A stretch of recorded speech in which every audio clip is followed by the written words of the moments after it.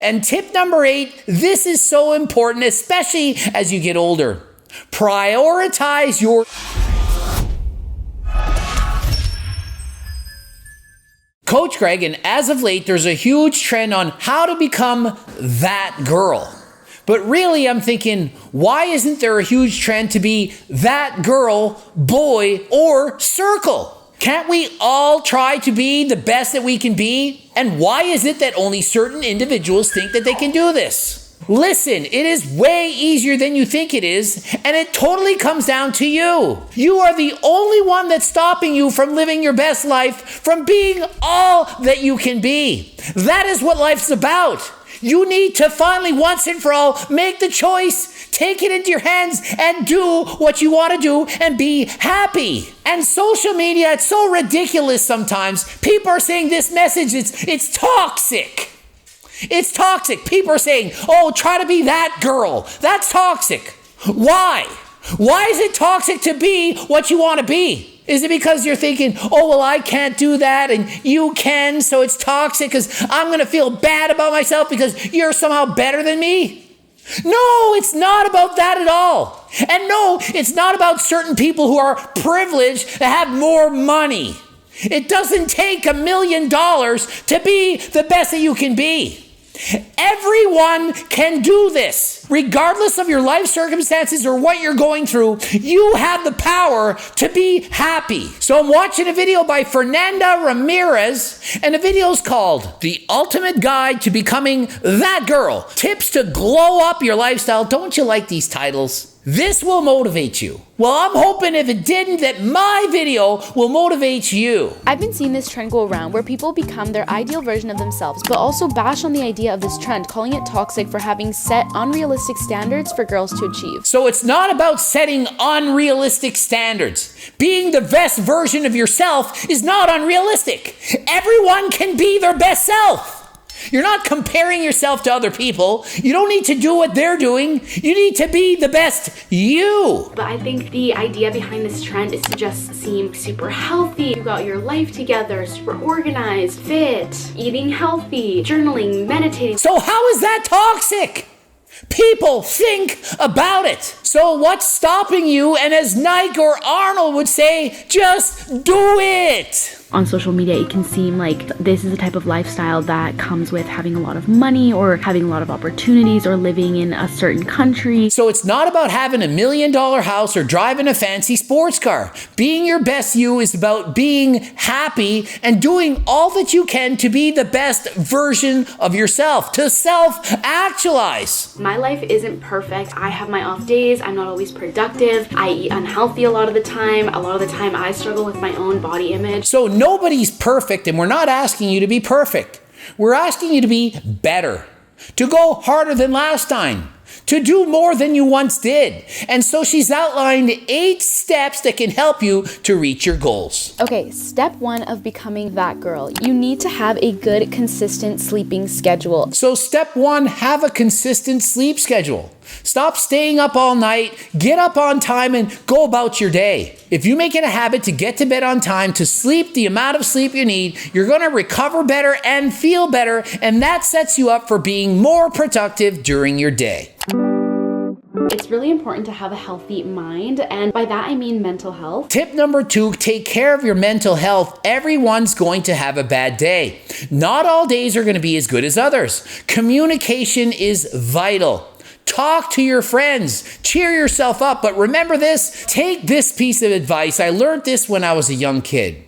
Don't sweat the small stuff, and everything is small stuff. If you really think about it, you're alive, so all the problems that you're having, they're just small problems. You should be happy and grateful to be alive. So don't sweat the small stuff. Everything is small stuff. Treat everything as a small problem, and your life is going to be better and happier. And trust me, if you can learn to accept yourself for who you are right now, everything you do on top of that, it's going to be a bonus. So find happiness right now. Be happy with your life right now, and then aim to make it better. If you can be happy right now, everything you do from this point on, it's a bonus. You're going to be more happy than last time. But if you think that you're only going to be happy once you have your dream physique or $1 million, you're probably never going to be happy. But if you're happy right now, anything you do to make it better, you can be thankful for and be proud of your accomplishments. One of the main aspects of being that girl is the workout pics. Tip number 3, and obviously this is so important, it's to work out regularly and make it part of your routine. You can't just do it for 2 weeks and then quit and then take it up. You need to find something that you love to do and do it for the rest of your life. Yes, it can change. It can be one thing one day, one thing another day, change from summer to winter, but you need to be active, whether it's with weights or cardiovascular activity. You need to find something that you like and to do it consistently. 150 minutes of moderately intense cardio a week. And if you can add weights to that, that's a bonus. So please find something you like and do it. Tip number 4, nutrition and cooking. I'm going to say right now, get my friggin' cookbook. You know you should be eating healthy, and if you get the book, it's going to make it so much easier to eat healthy. Buy healthy foods from the grocery store. I don't need to list what they are. You already know what's healthy and what's not healthy. The problem is you're choosing not to do it. You're taking shortcuts. You're going the easy route. Make the healthy choices that you know you need to make.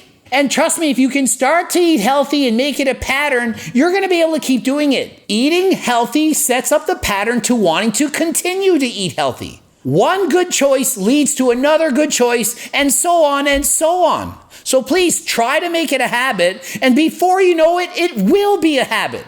But if you start eating junk food again, eating more junk leads to eating more junk. You eat that junk food, you like it, and then you eat it again. So a negative pattern can become a negative habit. So please do your best to start eating healthy, and it'll keep going. And if you don't know how to do that, I have cookbooks, low-calorie, delicious meals, high in protein that are going to help you keep full and prevent you from having cravings, and you'll be able to eat like this for the rest of your life. I also got this chai tea latte mix. I'm probably gonna have some of this morning. And I also got the Starbucks iced coffee medium roast, the Cheerios mini crisps, the savory tomato and basil ones. And she may or may not need to watch a few of the Coach Greg videos as she listed cereal Cheerios in her diet.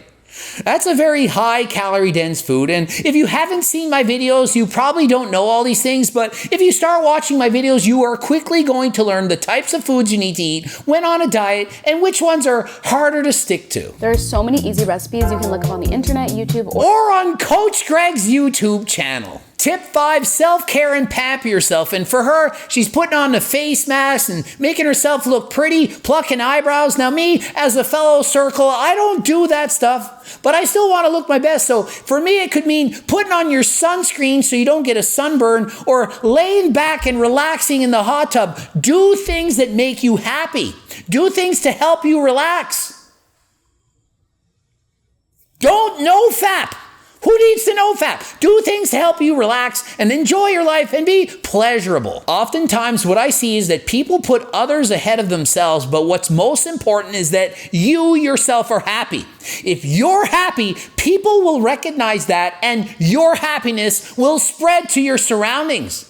Have you ever noticed when your friend's upset, you kind of get upset, but if you notice that your friend's in a good mood, they're happy, lively, that rubs onto you? So please, if you want to make the world a better place, start with yourself. Make yourself happy, and it's going to spread to all of your friends. One of my next steps is to keeping your environment as clean as you can. Tip number 6 is to have a clean environment. Clean up your room, clean up your house, and goodness gracious, get rid of the junk food wrappers in your vehicle.